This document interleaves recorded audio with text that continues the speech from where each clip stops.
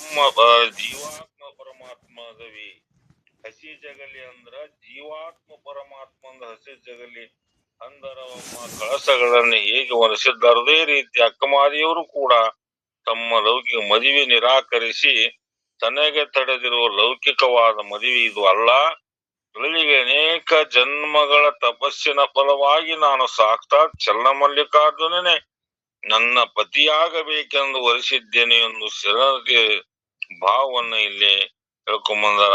ಈ ರೀತಿಯಾಗಿ ಶರಣ ಸತಿ ಲಿಂಗಪತಿ ಅಂತಕ್ಕಂತ ವಿಚಾರವನ್ನ ಹೇಳ್ಕೊಂಬಂದಾರ. ಹೀಗೆ ಇಲ್ಲಿ ನಿಜಗುಣರು ಏನ್ ಹೇಳ್ತಾರೆ ಅಂತಂದ್ರೆ, ಯಾವ ಇಲ್ಲಿವರೆಗೆ ಕ್ರಿಯೆಯನ್ನ ಹೇಳ್ಕೊಂಬಂದ್ರು, ಯಾವ ನೀತಿ ಕ್ರಿಯೆ ಚರ್ಯ ಸ್ಥಳ, ಆದ್ರೆ ಇಲ್ಲಿವರೆಗೆ ನೀತಿ ಮುಗಿಸಿ ಕ್ರಿಯೆಯನ್ನ ಹೇಳಿದ್ರು, ಇನ್ನು ಚರ್ಯವನ್ನ ಹೇಳ್ತಾರೆ. ಚರ್ಯ ಇದು ನೀತಿ ಕ್ರಿಯಾ ಚರ್ಯ ಸ್ಥಳ. ನೀತಿ ಕ್ರಿಯಾ ಮುಗಿಸಿ ಈಗ ಹೇಳ್ತಕ್ಕಂಥ ಪದ್ಯ ಚರ್ಯ ಅಂತ ಕರ್ಕೊಂಬಂದ. ಹಾಗಾದರೆ ಹೇಳುತ್ತ ಲಗ್ನವಾಗಬೇಕಾದರೆ ಗೃಹಸ್ಥಾಶ್ರಮವನ್ನು ಬೇಕೆನ್ನುವನಿಗೆ ಆಗುತ್ತದೆ. ಲಗ್ನವಾಗಬೇಕಾದ್ರೆ ಗೃಹಸ್ಥನಾಗಬೇಕೆನ್ನುವರೆ ಆಗುತ್ತದೆ. ಇದು ಒಂದು ಆಶ್ರಮವಾಗಿರುತ್ತದೆ. ಆಶ್ರಮಗಳಲ್ಲಿ 4 ಪ್ರಕಾರಗಳಾದವು. ಯಾವ 4 ಪ್ರಕಾರದ ಆಶ್ರಮಗಳು ಯಾವಂದ್ರ ಬ್ರಹ್ಮಚರ್ಯ, ಗೃಹಸ್ಥ, ವಾನಪ್ರಸ್ಥ, ಸನ್ಯಾಸ ಅಂತ ಇವುಗಳಲ್ಲಿ ಪಾರಮಾರ್ಥಿಕದಿಂದ ಕೂಡಿದ ಗೃಹಸ್ಥಾಶ್ರಮವೇ ಶ್ರೇಷ್ಠವೆಂದು ಹೇಳಿಕೊಂಡು ಬಂದಿದ್ದಾರೆ. ಯಾಕಂದರೆ ಈ 4 ಆಶ್ರಮಗಳಲ್ಲಿ ಗೃಹಸ್ಥಾಶ್ರಮವೇ ಧನ್ಯ ಅಂತ ಕರ್ಕೊಂಬಂದಾರ. ಗೃಹಸ್ಥಾಶ್ರಮದಿಂದಲೇ ಏನೆಲ್ಲವನ್ನ ಮಾಡಲಿಕ್ಕೆ ಸಾಧ್ಯ ಇದೆ ಅಂತ ಕರ್ಕೊಂಬಂದಾರ. ಗೃಹಸ್ಥನಿಂದಲೇ ಬ್ರಹ್ಮಚಾರಿಯು ಅನ್ನವನ್ನು ತೆಗೆದುಕೊಳ್ಳುತ್ತಾನೆ. ವಾನಪ್ರಸ್ಥನ ತಾನು ಸ್ವತಃ ಮಾಡಿಕೊಳ್ಳುವುದಿಲ್ಲ, ಅವನು ಗೃಹಸ್ಥನಿಂದಲೇ ಬೆಳೆಕೊಳ್ಳುತ್ತಾನೆ. ಸನ್ಯಾಸಿ ಅಂತೂ ಗೃಹಸ್ಥನಿಂದಲೇ ಗ್ರಹಣ ಮಾಡುತ್ತ. ಆದ್ದರಿಂದ ಈ 4 ಆಶ್ರಮಗಳಲ್ಲಿ ಗೃಹಸ್ಥವೇ ಶ್ರೇಷ್ಠವೆಂದು ಹೇಳಿಕೊಂಡು ಬಂದಿದ್ದಾರೆ. ಅದಕ್ಕಾಗಿ ಅನೇಕ ಮಹಾತ್ಮರು ಇಲ್ಲಿ ಉದಾಹರಣೆ ಕೊಟ್ಟಾರ. ಯಾರು ಅಂತಂದ್ರ ವಸಿಷ್ಠರು, ವ್ಯಾಸರು, ಬಸವಣ್ಣವರು, ಯಾಜ್ಞವಲ್ಕ್ಯರು ಮೊದಲಾದ ಪೂರ್ವ ಆಚಾರ್ಯರೆಲ್ಲ ಜ್ಞಾನ ಸಂಪನ್ನರಾಗಿ ಜೀವನ್ಮುಕ್ತರಾಗಿದ್ದರೂ ಗೃಹಸ್ಥಾಶ್ರಮದಲ್ಲೇ ಇದ್ದುಕೊಂಡು ಅನಂತ ಕರ್ಮಗಳನ್ನ ಮಾಡಿದ್ದರೂ ಕೂಡ ಸದ್ಗತಿಯನ್ನ ಹೊಂದಿದರು. ಸಂಸಾರದಿಂದ ಸದ್ಗತಿ ಉಂಟೆ ಅಂತಕ್ಕಂತ ವಿಚಾರವನ್ನ ಬಸವಣ್ಣವರು ಕರ್ಕೊಂಡ್ಬಂದರು. ಜಾನನ ಲೌಕಿಕ ಪಾರಮಾರ್ಥವೆರಡು ಕೂಡಿ ನಡೆಸ್ತಕ್ಕಂಥವ ಜಾನ ಅಂತ ಕರ್ಕೊಂಡ್ಬಂದಾರ. ನಿಜಗುಣರು ಇಲ್ಲಿ ಗೃಹಸ್ಥಾಶ್ರಮವನ್ನ ಸಂಸಾರದಿಂದ ಸದ್ಗತಿಯನ್ನ ಹೊಂದಿದವರು ಅನೇಕ ಪುರುಷರು ಅದಾರ. ಇಂದ್ರ ಜ್ಞಾನ ಸಂಪನ್ನರಾದ ಅವರು ಜೀವನ್ಮುಕ್ತರಾದರು. ವಸಿಷ್ಠರು, ವ್ಯಾಸ ಮಹರ್ಷಿ, ಬಸವಣ್ಣವರು, ಯಾಜ್ಞವಲ್ಕ ಮೊದಲಾದವರು ಪೂರ್ವ ಆಚಾರ್ಯರೆಲ್ಲ ಗೃಹಸ್ಥ ಧರ್ಮದಿಂದ ಅವರು ಸದ್ಗತಿಯನ್ನ ಹೊಂದಿದರು. ಗೃಹಸ್ಥ ಆಶ್ರಮದಲ್ಲೇ ಇದ್ದುಕೊಂಡು ಜ್ಞಾನವನ್ನ ಸಂಪಾದನೆ ಮಾಡಿಕೊಂಡು ಮುಕ್ತರಾದರು ಅಂತಕ್ಕಂತ ವಿಚಾರವನ್ನ ಇಲ್ಲಿ ಕರ್ಕೊಂಬಂದ್ರ. ಹಾಗಾದರೆ ಗೃಹಸ್ಥರಂತ ಯಾರು, ಗೃಹಸ್ಥರಂದ್ರೆ ಯಾರು ಅಂತ ಪ್ರಶ್ನೆ ಮಾಡ್ಯಾರ. ಶಂಕ ಇದೆ. ಗೃಹಸ್ಥ ಅಂತ ಯಾರಿಗನಬೇಕು? ಗೃಹ ಅಂದರೆ ಮನೆ, ಸ್ಥ ಅಂದರೆ ವಾಸ ಮಾಡಿರುವವನು. ವಾಸ ಮಾಡಿದವನು ಗೃಹಸ್ಥನೆಂದ್ರೆ ಸ್ತ್ರೀ, ಪುತ್ರ, ಧನ, ಧಾನ್ಯ ಮೊದಲಾದವುಗಳಿಂದ ಕೂಡಿಕೊಂಡು ಮನೆಯಲ್ಲಿ ವಾಸ ಮಾಡಿಕೊಂಡಿರುವವನು ಯಾವನು ಅವನೇ ಗೃಹಸ್ಥನು. ಈ ರೀತಿ ಗೃಹಸ್ಥನಾಗಬೇಕಾದ್ರೆ ಸ್ತ್ರೀಯನ್ನ ಮದುವೆಯಾಗಬೇಕು. ಗೃಹಸ್ಥನಾಗಬೇಕಾದ್ರೆ ಸ್ತ್ರೀಯನ್ನ ಮದುವೆ ಆಗಬೇಕು. ಮನೆ ಎಂದರೇನು, ಮದುವೆ ಎಂದರೇನು, ಮದುವೆ ಆಗ್ಬೇಕಂತ ಹೇಳಿದ್ರು. ಆದ್ರೆ ಮದುವೆ ಅಂದ್ರೆ ಏನು ಅಂತ ಕರ್ಕೊಂಬರ್ತಾರೆ. ಅಂದ್ರೆ ಮದುವೆ ಅಂತಂದ್ರೆ ಏನು ಅಂತಂದ್ರೆ ನೋಡುವ ಸಮಾಧಾನ. ಮಧು ಅಂದರೆ ಸಿಹಿ, ಮದುವೆ ಎಂದರೆ ಸ್ತ್ರೀ ಪುರುಷರು ಕೂಡುವುದರಿಂದ ಆಗುವ ಸುಖವು ಇದು ವ್ಯವಹಾರಿಕ ಸುಖ ಆತು. ಇನ್ನು ಪಾರಮಾರ್ಥಿಕದಲ್ಲಿ ಮದುವೆ ಎಂದರೆ ಜೀವ ಬ್ರಹ್ಮರು ಏಕತ್ವವನ್ನು ಹೊಂದುವುದರಿಂದ ಆಗತಕ್ಕ ಸುಖ. ಇದು ಲೌಕಿಕ ದೃಷ್ಟಿಯಿಂದ ಸತಿಪತಿಗಳು ಸ್ತ್ರೀ ಪುರುಷರು ಕೂಡುವುದರಿಂದ ಸುಖವಾಗುವ ವ್ಯವಹಾರಿಕವಾಗಿ ಲೌಕಿಕ ವಿಚಾರ. ಇನ್ನು ಪಾರಮಾರ್ಥಿಕ ದೃಷ್ಟಿಯಿಂದ ಇಲ್ಲಿ ಮದುವೆ ಅಂದ್ರೆ ಯಾವ ಮದುವೆ ಅಂದ್ರ ಜೀವ ಮತ್ತು ಬ್ರಹ್ಮರ ಏಕತ್ವವನ್ನ ಹೊಂದುವುದಾಗತಕ್ಕಂತ ಸುಖ. ಇಂಥ ಮದುವೆ ಸಂಭ್ರಮವನ್ನೇ ನೋಡಿರಮ್ಮ ಲೋಲಾಡಿರಿ ಆನಂದದಳು. ಪರಮ ಆನಂದವಾಗಿದ್ದ ಸ್ವರೂಪಾನಂದ ಸಮುದ್ರದಲ್ಲಿ ನೀವು ಕ್ರೀಡೆಯನ್ನಾಡಿರಿ ಅಂತಕ್ಕಂತ ವಿಚಾರವನ್ನ ಶ್ರೀಮನ್ನಿಜಗುಣ ಶಿವಯೋಗಿಗಳು ಕರ್ಕೊಂಬಂದಾರ. ಎಂತ ಅಂದ್ರೆ ಜೀವ ಪರಮರು ಒಂದುಗೂಡ, ಜೀವ ಪರಮಗೂಡುವುದೇ ಇಲ್ಲಿ ಮದುವೆ ಸಂಭ್ರಮ ಅಂತ ತಿಳ್ಕೊಂಡು ಕರ್ಕೊಂಬಂದಾರ. ಇನ್ನು ಇಲ್ಲಿ ಹಂದ್ರ ಜಗಲಿ ಐರಣಿವುಗಳನ್ನ ಯಾವ ರೀತಿ ಇಲ್ಲಿ ಪಾರಮಾರ್ಥ ದೃಷ್ಟಿಯಿಂದ ವರ್ಣನ ಮಾಡ್ಕೊಂಬಂದಾರ. ಲೌಕಿಕ ದೃಷ್ಟಿಯಿಂದ ಪಾರಮಾರ್ಥ ಜೀವ ಪರಮರ ಒಂದು ಮದುವೆ ಒಂದುಗೂಡುವುದು, ಜೀವ ಮತ್ತು ಪರಮರೊಂದುಗೂಡುವ ಮದುವೆ ಸಿಂಗರಿಸಿದ ಶುಭ ಮಂದಿರವಂದದ ಹಂದರಮ್ಮ. ಸಿಂಗರಿಸಿದ ಶುಭ ಮಂದಿರವಂದದ ಅಂದದ ಹಂದರಮ್ಮ. ಮಂಗಳ ಚೌಕದ ಹಸೆಯ ಜಗಲಿ ಹಸ ನಾದುದಮ್ಮ. ಕಂಗೊಳಿಸುವ ಕಲಶಗಳ ಇಂದೈರನೆ ತುಂಬಿತಮ್ಮ. ಇಂಗದವರೊಳೊಪ್ಪುವ ತಳಿರೇವರ ಎನಿಸಿತವಮ್ಮ. ಅಂದ್ರೆ ಸಿಂಗರಿಸಿದ ಅಲಂಕರಿಸಿದ ಶುಭಮಂದಿರ, ಮಂಗಲವಾದ ಗೃಹ, ಆಂದದ ಚಂದದಿಂದ ಹಂದರ ಮಂಟಪ, ಸಿಂಗರಿಸಿದ ಮಂಟಪ. ಮಂಗಳ ಚೌಕ ಅಂದ್ರೆ ಶುಭವಾದ ಮತ್ತು ನಾಲ್ಕು ಕಡೆ ಸಮನಾಗಿರೋ ಹಸಿಯ ಜಗಲಿ ಅಂದ್ರ ಸೂಸುವಕ್ಕಿಯನ್ನು ಹಾಕಿದ ಸದ್ಗುರುನಾಥನ ದೀಕ್ಷೆ ಗದ್ದಿಗೆಯು ಹಸನಾದುದಮ್ಮ. ನಿರ್ಮಲವಾಗಿ ತಮ್ಮ ಕಂಗೊಳಿಸುವ ಮನೋಹರವಾಗಿರುವ ಕಲಸಗಳಿಂದ ಪಡಗಳಿಂದ ಐರನೆ ತುಂಬಿತಮ್ಮ. ಮಂತ್ರೋದಕ ತುಂಬಲ್ಪಟ್ಟವಂಥದ್ದು ಹಿಂಗದೆ ಒಣಗಿ ಹೋಗದೆ ಅದರೊಡಿ ಕಲಸಗಳಲ್ಲಿ ಒಪ್ಪುವ ಶೋಭಿಸುವ ತಳಿರು ಚಿಗುರಗಳ ಎದೆ ಸ್ಥಾನ ವರವ ಎನಿಸಿತ್ತಮ್ಮ. ಶ್ರೇಷ್ಠನೆಂದು ಹೇಳಿಸಿಕೊಂಡಿದ್ದು ಅಂತ ಹೇಳಿ ಕರ್ಕೊಂಡ್ಬಂದ್ರ, ಮದುವೆಯಾಗಬೇಕಾದರೆ ಮನೆ ಬೇಕು. ಮನೆ ಯಾವುದು ಅಂದ್ರೆ ಇಲ್ಲಿ ಈ ದೇಹವೆಂಬ ಅನ್ನತಕ್ಕಂತ ಮನೆ. ಇದು ದೇಹ ಅಂತಕ್ಕಂಥ ಇದು ಒಂದು ಮನೆ. ಮುಂದೆ ಸುಂದರವಾದ ಹಂದರ ಹಾಕಬೇಕಾಗುತ್ತದೆ. ಯಾವುದು ಅಂದ್ರ ಮುಖವೇ ಹಂದರ, ಸುಂದರವಾದ ಮುಖವೇ ಹಂದರ.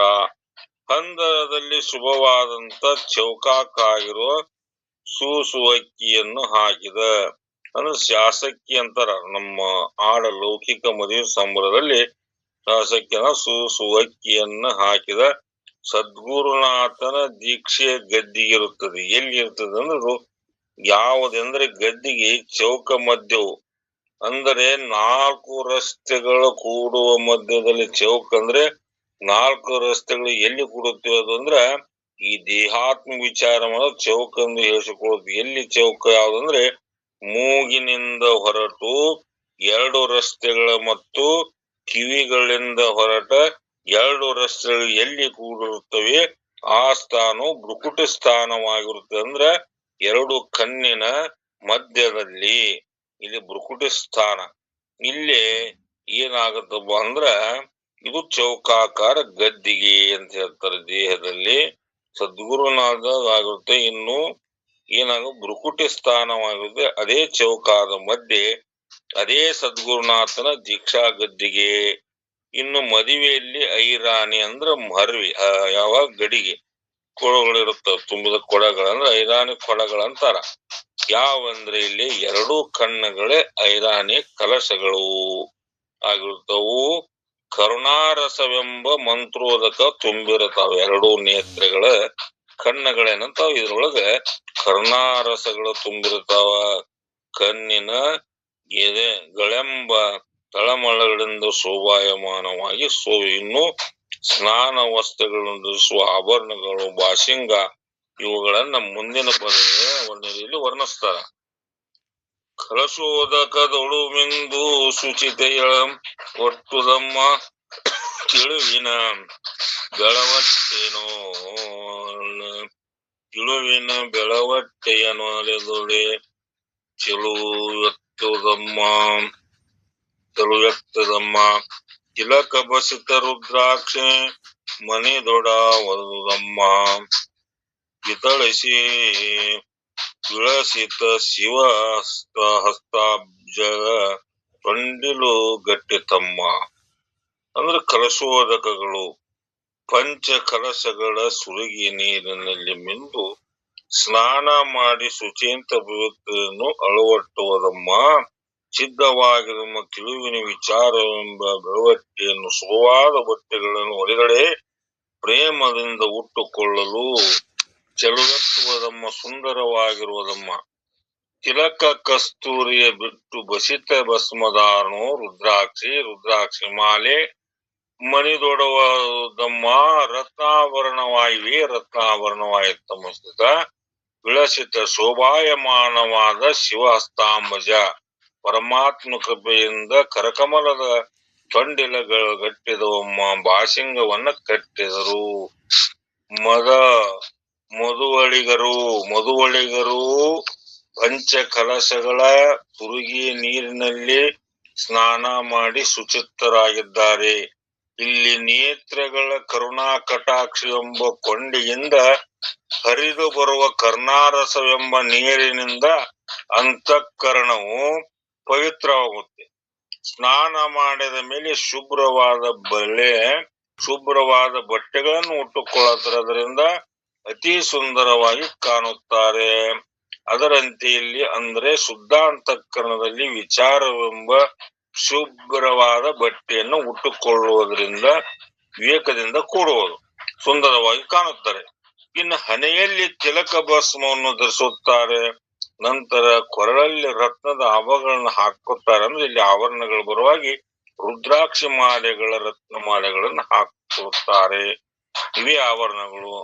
ಆಮೇಲೆ ಬಾಸಿಂಗ ಕಟ್ಟುತ್ತಾರೆ. ಅಂದ್ರೆ ಅದರಂತೆ ಇಲ್ಲಿ ಶಿವನ ಕೃಪೆ ಹಸ್ತವೆಂಬ ಬಾಸಿಂಗವನ್ನ ಕಟ್ಟುತ್ತಾರೆ. ಅಂದ್ರೆ ಗುರು ಯಾವಾಗ ತಲೆಯ ಮೇಲೆ ಕೈ ಇಟ್ಟು ಆಶೀರ್ವದಿಸುತ್ತಾನೋ ಅದೇ ಬಾಸಿಂಗ ಅಂತ ಕರ್ಕೊಂಬಂದಾರ. ಇನ್ನು ಗುರುಹಸ್ತವೆಂದು ಅನ್ಬೇಕಾಗಿತ್ತು, ಶಿವಹಸ್ತ ಒಂದು ಯಾಕೆ ಅಂದ್ರು ಅಂತಾರೆ. ಶಿವಹಸ್ತ ಅಂತ ಕರ್ಕೊಂಬಂದಾರ. ಮತ್ತೆ ಗುರುಹಸ್ತ ಅಂತ ಯಾಕೆ ಅನ್ಬೇಕಾಗಿತ್ತು ಅಂತಂದ್ರ ಗುರುಹಸ್ತದಿಂದ ಶಿವಮಂತ್ರವನ್ನು ಜಪ ಮಾಡಿ ಅಂಗನ್ಯಾಸ ಕರ್ನಾಸ ಮೊದಲಾದಗಳು ಮಾಡಿದ್ದರಿಂದ ಅವನ ಹಸ್ತವು ಶಿವಹಸ್ತವೇ ಅಂತ ಆಗಿರುತ್ತದೆ. ಆ ಕಾರಣ ಶಿವಹಸ್ತವಂತ ಅಂದಿದ್ದಾರೆ. ಇನ್ನ ನೆಲದ ಗಣಗಳೊಸೆಗೆಯ ಸುವಾಸಿನಿ ಎರಗುಳಮ್ಮ ಪರಿವಿಡಿದೊರೆವಾಗಮ ವಿಧಿವಾದ್ಯದ ರಭಸಮ್ಮ ವರಮಂತ್ರದ ಶೋಭಾನವೆಂಬಾಯಿರೆ ಪಾಡಿತಮ್ಮ ಸರಿದು ಮಾಯಾ ಜಾಲ ಕರ್ಮದ ತೆರೆಯಾಗಳಮ್ಮ ಅಂತ ಕರ್ಕೊಂಬಂದರ. ಲಗ್ನ ಕಾರ್ಯದಲ್ಲಿ ಕೆಲವು ಮುತ್ತೈದರು ಭಾಗವಹಿಸ್ತಾರೆ. ನೀಲವ್ವ, ನಿಂಗವ್ವ, ಚೆನ್ನವ್ವ, ಕಲ್ಲವ್ವ, ಕಮಲಾಕ್ಷಿ, ಚೈತ್ರ ದೇವಗಣವುಳ್ಳವರನ್ನು ಪಂಚಾಂಗಗಳು ಕರೆಸಿ ಲಗ್ನದೊಳಗೆ ಮುತ್ತೈದಾರ ಅಂತ ಹೇಳ್ತಾರ. ಆ ಮುತ್ತೈದಾರಿಂದ ಆ ಕಾರ್ಯಗಳನ್ನ ನೆರವೇರಿಸ್ತಾರ. ಇಲ್ಲಿ ಯಾವ ಪಾರಮಾರ್ಥಿಕವಾಗಿ ವಿಚಾರ ಇಲ್ಲೂ ಕೂಡ ಮುತ್ತೈದರನ್ನು ತಗೊಂಡಾರ. ಲಗ್ನವಾಗದವ್ರು ಮುತ್ತೈದರಂತ ಯಾರಿಗಂತಾರು ಅಂದ್ರ ಯಾರ ಮಂಗಲ ಸೂತ್ರವನ್ನ ಕಟ್ಕೊಂಡಿರ್ತಾರ, ಮದುವೆ ಆಗಿರ್ತೈತಿ ಅವ್ರಿಗೆ ಮುತ್ತು ಐದಿಯರು ಅಂತಾರ. ಯಾವುದೋ ಒಂದು ಊರೊಳಗ ಮದ್ವಿ ಸಂಬರಂದ್ರೊಳಗ ಮುತ್ತೈದರಿಲ್ಲ ಒಬ್ಬಾಕಿ ಬಂದೇ ಇಲ್ಲ, ಇನ್ನ ಬಂದಿಲ್ಲ ಅಂತೇಳಿ ಕಡಬಡಿಸಂತ ಸಂದರ್ಭದಲ್ಲಿ ಅವ್ರ ಮನೆಯೊಳಗಿದ್ದು ಹುಡುಗಿ ಲಗ್ನದ ಒಂದು ಅಕ್ಕಿ ಗಂಟನ್ನ ಕಟ್ಟತಕ್ಕಂತ ಸಂದರ್ಭದಲ್ಲಿ 4 ಜನ ಮುತ್ತೈದರು ಬಂದಾರ. ಇನ್ನೊಬ್ಬಾಕಿ ಮುತ್ತೈದು ಬಂದಿಲ್ಲ ಅಂತಕ್ಕಂತ ವಿಚಾರ ಬಂದಿಲ್ಲ ಅಂತ ತಿಳ್ಕೊಂಡ್ ಬರುವ ಲಗ್ನ ಮನೆಯೊಳಗ ಆ ಹುಡುಗಿ ಏನ್ ಮಾಡ್ತಾ ಇದೆ, ಸಣ್ಣ ಹುಡುಗಿ, ಮದುವೆ ಆಗೋ ಹುಡುಗಿ ಅಲ್ಲಿ ಕೊಬ್ಬರಿ ಬಡಲಲ್ಲಿ ದೇವರ ಜಗಲಿ ಮೇಲೆ ಇಟ್ಟಿರ್ತಂತ ತಾಳಿಯನ್ನ, ಮಂಗಲ ಸೂತ್ರವನ್ನ ಕಟ್ಟಿಕೊಂಡು ನಾನು ಮುತ್ತೈದೆ ಅಂತ ಅಲ್ಲಿ ಹೋದರೆ ಗುರುಗಳಲ್ಲಿ ಆಕಿ ಮುತ್ತೈದಿ ಆಗಬಲ್ಲಳೆ? ಇಲ್ಲ. ಅದಕ್ಕ ಒಬ್ಬ ಕಟ್ಟತಕ್ಕಂತ ಗುರು ಬೇಕು, ಕಟ್ಟತಕ್ಕಂತವ ಗಂಡ ಬೇಕು. ಇಲ್ಲೇ ಪಾರಮಾರ್ಥ ದೃಷ್ಟಿಯಿಂದ ಗಂಡ, ಚರಣ ಸತಿ ಲಿಂಗಪತಿ ಕಟ್ಟಿಸ್ತಕ್ಕಂತ ಗುರು ಅಂತ ಕಟ್ಟಿಸೋ ಗುರು ಸಾನ್ನಿಧ್ಯದಲ್ಲಿ ಮದುವೆ ಸಂಭ್ರಮದಲ್ಲಿ ಮಂಗಲ ಸೂತ್ರವನ್ನ ಕಟ್ಟಿದಾಗ ಆಕಿ ಮುತ್ತೈದೆ ಅಂತಕ್ಕಂತ ಆಕಿ ಆಗ್ತಾಳ. ಹಾಗೆ ಮುತ್ತೈದೆ ಆಗಲ್ಲ, ಗುರುಪುತ್ರನಾದ್ರೂ ಇಲ್ಲಿ ಮುತ್ತೈದೆ ಅಂತ ಹೇಳ್ತಾರ. ಗುರು ಚರಣ ಸತಿ ಲಿಂಗಪತಿ ಅಂದ್ರೆ ಶರಣ, ಆ ಪರಮಾತ್ಮನಿಗೆ ನನಗೆ ಗಂಡ, ಚರಣ ಸತಿ ಲಿಂಗಪತಿ, ಲಿಂಗದೇವನೇ ನನ್ನ ಗಂಡ ಅಂತಕ್ಕಂತ ಭಾವ ಇಲ್ಲಿ ಪಾರಮಾರ್ಥಕ ದೃಷ್ಟಿಯಿಂದ ಜೀವ ಮತ್ತು ಪರಮರಳೊಂದು ಗೂಡುವುದು ಇಲ್ಲಿ ಮದುವೆ. ಲೌಕಿಕ ದೃಷ್ಟಿಯಿಂದ, ನಮ್ಮ ವ್ಯವಹಾರಿಕ ದೃಷ್ಟಿಯಿಂದ ಹಾಗೆ ಮದುವೆ ಆದ್ರೆ ಇಲ್ಲಿ ಪಾರಮಾರ್ಥಕ ದೃಷ್ಟಿಯಿಂದ ಜೀವ ಪರಮರು ಅಂತಕ್ಕಂಥ ವಿಚಾರವನ್ನ ಮುತ್ತೈದೆಯರು ಭಾಗವಹಿಸ್ತಾರೆ. ಲಗ್ನವಾದ ಭಾಗವಹಿಸುವುದು ಅದರಂತೆ ಇಲ್ಲಿ ಮುತ್ತೈದೆ ಯಾರಂದ್ರೆ ಪ್ರಮಥಾದಿ ಗಣಗಳೇ ಮುತ್ತೈದೆಯರು ಅಂತ ಹೇಳ್ತಾರೆ. ಪ್ರಮಥಾದಿ ಗಣಗಳೇ ಮುತ್ತೈದರು ಇಲ್ಲಿ ಪಾರಮಾರ್ಥಿಕ ದೃಷ್ಟಿಯಿಂದ ಯಾರಾಗುತ್ತಾರಂದ್ರೆ ಲಗ್ನದಲ್ಲಿ ವಾಕ್ಯಗಳನ್ನ ಬಾರಿಸುತ್ತಾರೆ. ಇಲ್ಲಿ ಆಗಮ ವಾಕ್ಯಗಳ ವೇದ ವಿಧಾನವೇ ವಾಕ್ಯಗಳ ಅರ್ಪಟೆಯಾಗಿರುತ್ತದೆ. ಆಮೇಲೆ ಶೋಭಾನ ಹಾಡುತ್ತಾರೆ. ಇಲ್ಲಿ ಮಹಾಮಂತ್ರಗಳ ಘೋಷವೇ ಶೋಭಾನ ಹಾಡು.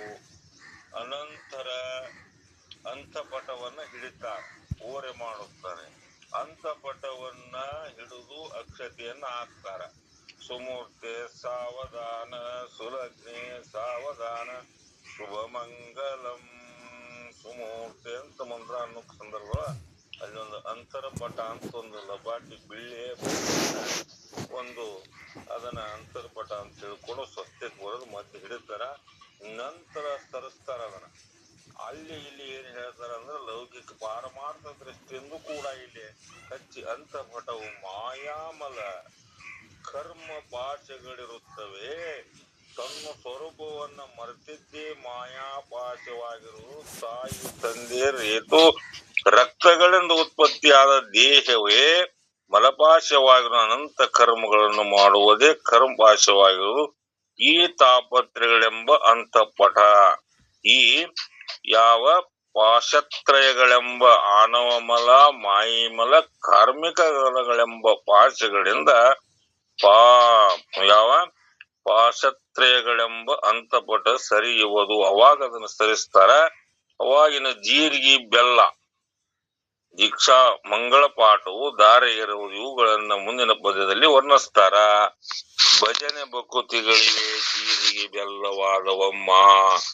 ನಿಜ ಶಿವ ನಿಜ ದೀಕ್ಷ ಸಮಯದ ಸುಮೂರ್ತ ಸಮನಿಸಿದ್ದಮ್ಮ. ಸುಜನರ ಕೈವಾರವೇ ಮಂಗಳ ಪಾಠವಮ್ಮ. ತ್ರಿಜಗನ್ನುತ ಗುರುಕರುಣದ ಕೈ ದಾರೆಯಮ್ಮ. ಅಂದ್ರ ಭಜನೆ ಲಗ್ನ ಕಾಲದಲ್ಲಿ ಜೀರಿಗೆ ಬೆಲ್ಲ ವಧುವಿಗೆ ತಿನ್ನಿಸುತ್ತಾರೆ. ಮೊದಲು ವರನಿಗೆ ತಿನ್ನಿಸಿ ಅನಂತರ ಪುನಃ ವಧುವಿಗೆ ತಿನ್ನಿಸುತ್ತಾರೆ. ಜೀರಿಗೆ ಬೆಲ್ಲಗಳು ವಧುವರನ ಏಕತ್ವವನ್ನು ಮಾಡುತ್ತಾವ. ಹೇಗೋ ಹಾಗೆ ಇಲ್ಲಿ ಜೀರಿಗೆ ಬೆಲ್ಲ ಅಂದ್ರೆ ಭಜನೆಯಿಂದಲೇ ಗುರುವಿನ ಸೇವೆ ಮತ್ತು ಭಕುತಿಯಿಂದ ಇವೆರಡೂ ಜೀರಿಗೆ ಬೆಲ್ಲಗಳಾಗಿರುತ್ತವೆ. ಗುರುವಿನ ಸೇವೆ ಮತ್ತು ಭಕ್ತಿಯಿಂದ ಕೂಡಿಕೊಂಡು ಜೀವರೂಪವಾಗಿದ್ದ ವಧು ಪರಮಾತ್ಮನ ರೂಪವಾಗಿದ್ದುವರನಲ್ಲಿ ಏಕತ್ವವನ್ನು ಹೊಂದುತ್ತಾನೆ. ಇನ್ನು ಶಿಷ್ಯ ಸರ್ವ ಪಾಪಗಳನ್ನು ನಾಶ ಮಾಡತಕ್ಕಂತಹದ್ದು ಯಾವುದು ಅಂದ್ರೆ ದೀಕ್ಷಾ ಎಂದು ಹೇಳಿಕೊಳ್ಳುತ್ತದೆ. ದೀಕ್ಷೆಯಲ್ಲಿ ಸ್ಪರ್ಶ ದೀಕ್ಷಾ, ಈಕ್ಷಣ ದೀಕ್ಷಾ, ಮಂತ್ರ ದೀಕ್ಷಾ, ಜ್ಞಾನ ದೀಕ್ಷೆಗಳಿಂದ ಅನಂತ ಪ್ರಕಾರವಿರುತ್ತವೆ. ಯಾವ ಜೀವನು ಜೀರಿಗೆ ಬೆಲ್ಲಗಳೆಂದು ಕೇಳಿಸಿಕೊಳ್ಳುವ ಜೀವ ಭಕ್ತಿಗಳಿಂದ ಕೂಡುವಂತವನಾದರೂ ಅದೇ ಸ್ವರೂಪ ಜ್ಞಾನವನ್ನು ಹೊಂದುವುದಕ್ಕೆ ಯೋಗ್ಯವಾದ ಸಮಯವಾಗಿರುತ್ತದೆ. ಸತ್ಪುರುಷರಲ್ಲೂ ಜ್ಞಾನ ಹೊಂದುವಿಕೆ ಹೌದೆಂದು ಕೊಂಡಾಡುವರು. ಇದೇ ಧೀರೆ ಮಂಗಳ ಪಾಶವಾಗಿದೆ. ನಾನು ಇಂಥವರ ಸುಪುತ್ರನಾದ ಇಂಥವನಿಗೆ ನಮ್ಮ ಕನ್ಯೆಯನ್ನ ಧರ್ಮೇಚ್ಛ ಅರ್ಥೇಚ್ಛ ಕಾಮೇಚ್ಛ ನಾತಿ ಚಿರಾಮೇ ಚಿರ್ತವ್ಯ ಅಂದ ಕನ್ಯಾಂ ಕನಕ ಸಂಪನ್ನಾಂ ಕನ್ಯ ಸರ್ವಾಭರಣ ಭೂಷಣಂ ಜಿಗಿರ್ಷ ಅಂತೇಳಿ ಕನ್ಯಾದಾನವನ್ನ ಇಂಥವನಿಗಿಂತ ಮಗಳನ್ನು ಕೊಟ್ಟು ದಾರಿಗೆರೆದು ಕೊಟ್ಟಿದ್ದೇವೆ, ನೀರು ಬಿಟ್ಟಿದ್ದೇವೆ ಎಂದು ಸ್ತ್ರೀ ಬರಿಕೆಯರ ಸೊತ್ತು. ಅವಾಗ ನೀರು ಬಿಡುವ ಉದ್ದೇಶದಿಂದ ನೀರು ಬಿಟ್ಟಿದ್ದೇವೆ. ಹೇಗೆ ನೀರು ಬಿಡುತ್ತಾರೆ ಹಾಗೆ ಇಲ್ಲಿ 3 ಲೋಕಗಳಿಂದ ಹೊಗಳಿಸಿಕೊಳ್ಳಲಿಕ್ಕೆ ಯೋಗ್ಯವಾದ ಬ್ರಹ್ಮನಿಷ್ಠ ಸದ್ಗುರುನ ಕೃಪೆಯಿಂದ ರಸವೇ ಕೈ ಮೇಲೆ ನೀರೆರೆಯುವುದು ಅಂತ ರಸವೇ ಕೈ ಮೇಲೆ ಹಸ್ತ ಪೂಜೆಯನ್ನ ಮಾಡಿ ಗುರುಗಳು ದಾರೆ ಎರೆದು ನೀರನ್ನ ತಂದೆ ತಾಯಿಗಳಿಂದ ನೀರನ್ನ ಬಿಡಿಸ್ತಾರ. ಬಿಟ್ಟೇವಿ ಅಂತ ತಿಳ್ಕೊಂಡು ವಚನವನ್ನಂದು ನೀರು ಬಿಡಿಸ್ತಾರ. ಇನ್ನು ನಿಬ್ಬನ ಮದುಮಗಳಿಗೆ ವಧು ಇವುಗಳನ್ನ ಮುಂದಿನ ಪದ್ಯದಲ್ಲಿ ಹೇಳ್ತಾರಂದೇಲಿ. ಇನ್ನ ಮೆರವ ಸಿರದ ಮನೆಯ ನಿಬ್ಬನವೈ ತಂದುದಮ್ಮ ಕೊರರಹಿತ ಶಂಭುಲಿಂಗನ ಮದುವಗಳಿಗ ನಮ್ಮ ಮೆರದನೀಸಗಲದೆ ನೇಹವೆರೆಸಿ ಕೈ ಹಿಡಿದರಮ್ಮ ನೆರದಿಯ ಮುತ್ತೈದರ ಶರಣವದು ನಿಜ ಕಾಣಿರಮ್ಮ. ಅಂದ್ರ ಮದುವೆಯಲ್ಲಿ ನಿಬ್ಬನ ಅಂದ್ರೆ ಬೀಗರು ಸಮೂಹ ತಾನು ಇಳುವ ಮನೆಯಿಂದ ಹೇಗೆ ಬರುತ್ತಾರೋ ಹಾಗೆ ಇಲ್ಲಿ ಬೀಗರು ಬಿದ್ರು ಗಿಜ್ರು ಅಂತ ಹೊಂಟಾರ. ಗಿಜ್ರು ಅಂದ್ರೆ ಬರೀ ನ್ಯಾಯ ಹಚ್ಚೋರು, ಬೀಗರು ಬ್ಯಾರೆ ಗಿಜ್ರು ಬ್ಯಾರೆ. ಗಿಜ್ರ ನ್ಯಾಯ ಹತ್ತಿ ಉತ್ಪತ್ತಿ ಮಾಡೋರು ಗಿಜ್ರ ಅಂದ್ರ. ಮದುವೆ ಸಂದರ್ಭಗಳು ಬೀಗರು ಬಿದ್ರು ಗಿಜ್ರು ಅಂತಾರ.